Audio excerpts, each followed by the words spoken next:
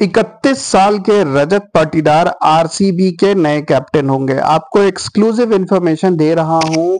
विराट कोहली के नाम पर काफी डिस्कशन हुई, लेकिन खुद विराट कोहली ने कहा कि लुकिंग इनटू द फ्यूचर हमें एक ऐसा कैप्टन बनाना चाहिए जो अगले 5 साल तक टीम के साथ रह सके। और जहां तक विराट कोहली का सवाल है, जिस तरीके से उनकी परफॉर्मेंसेस रही हैं, मुझे नहीं लगता कि विराट कोहली 2 साल से ज्यादा क्रिकेट खेल पाएंगे, या फिर खेलेंगे भी तो आपको पता ही है कि उनकी कमिटमेंट जो है वो कहीं ना कहीं अब क्रिकेट की तरफ 100% नहीं रह गई।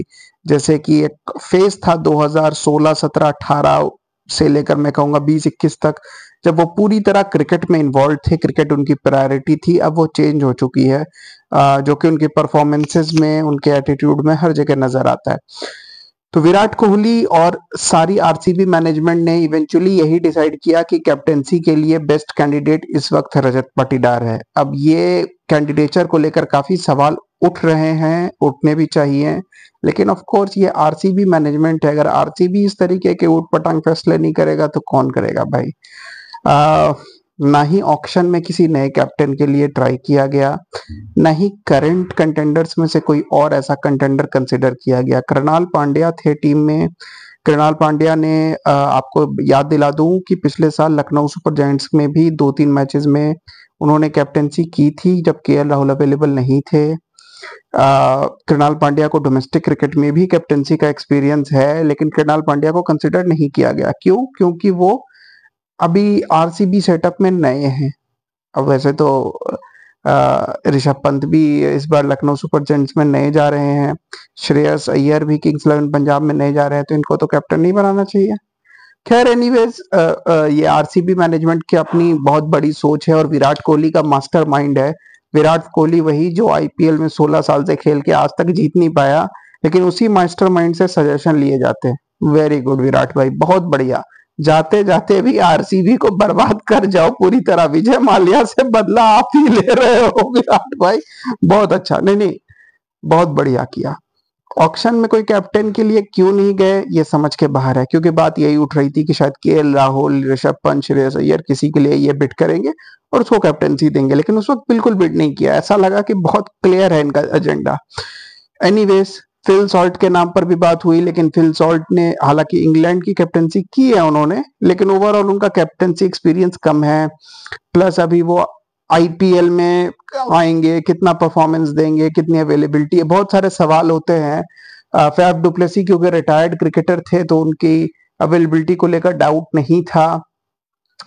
उसके अलावा कोई स्ट्रॉन्ग कैंडिडेट था भी नहीं जो आरसीबी में कैप्टनसी ले सके। कृणाल पांड्या ही थे जिनको कंसिडर किया जा सकता था। तो इवेंचुअली मिलकर यही डिसीजन लिया गया है कि रजत पाटीदार ही आरसीबी के नए कैप्टन होंगे, और शायद अब उनको अगले 2-3 साल तक बैक किया जाएगा। आपको बता दूं कि रजत पाटीदार 2021 में पहली बार आईपीएल का मैच खेले थे। जी हाँ, वो सिर्फ 4 साल आईपीएल खेले हैं। ये ऐसा भी नहीं है कि रजत पाटीदार कोई बहुत लंबे टाइम से आईपीएल खेलते आ रहे हैं। उन्होंने सिर्फ 27 आईपीएल के मैचेस खेले हैं। उनके कुछ 700-800 रन, 1000 रन भी नहीं पूरे किए हैं उन्होंने।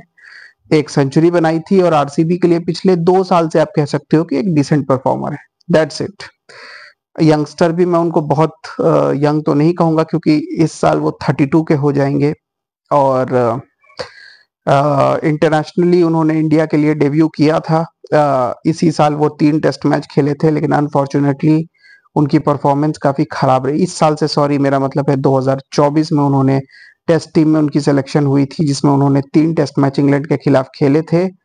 लेकिन अनफॉर्चुनेटली वो अपने आइडल विराट कोहली की जगह ही आए थे, और अपने आइडल की तरह ही वो फ्लॉप होकर चले गए थे उस 3 टेस्ट मैच में, जहां उन्होंने शायद सिर्फ 63 रन कंट्रीब्यूट किए थे, और फिर वो टेस्ट टीम से ड्रॉप हो गए।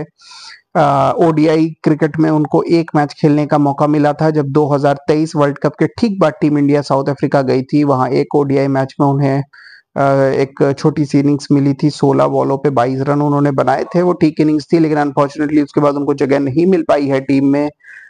उनकी बैटिंग ठीक है, मैं उनके ऊपर क्रिटिसिज्म नहीं करना चाहता। He is a domestic performer, उनकी परफॉर्मेंसेस ठीक हैं। लेकिन क्या इतनी बड़ी फ्रेंचाइजी को लीड करने के लिए रजत पाटीदार ही सही थे? अगर ये चीज थी तो ये कैप्टेंसी को लेकर डिस्कशन पहले क्यों नहीं हुई?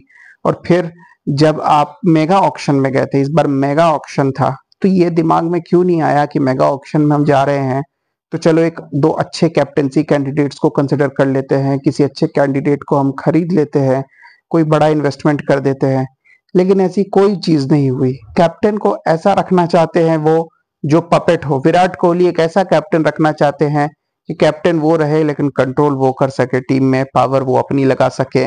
हम देख चुके हैं कि किस तरीके से उन्होंने इस पूरी फ्रेंचाइज को बर्बाद करके रखा है, और मैनेजमेंट की बहुत बड़ी गलती है जो विराट कोहली को इस तरीके से ब्लाइंड सपोर्ट दे रही है। मेरे ख्याल से विराट कोहली को बिल्कुल भी कंसिडर नहीं किया जाना चाहिए था लीडरशिप डिस्कशन में, और मैनेजमेंट को खुद सोचना चाहिए था कि कौन सा उनके लिए बेस्ट डिसीजन होता। एनीवेज, अब इस डिसीजन की ऑफिशियल अनाउंसमेंट कल होगी। आपको बता दूं, कल इसकी ऑफिशियल अनाउंसमेंट होगी। अभी ये जो इन्फॉर्मेशन मैं आपको दे रहा हूं ये एक्सक्लूसिव इन्फॉर्मेशन है।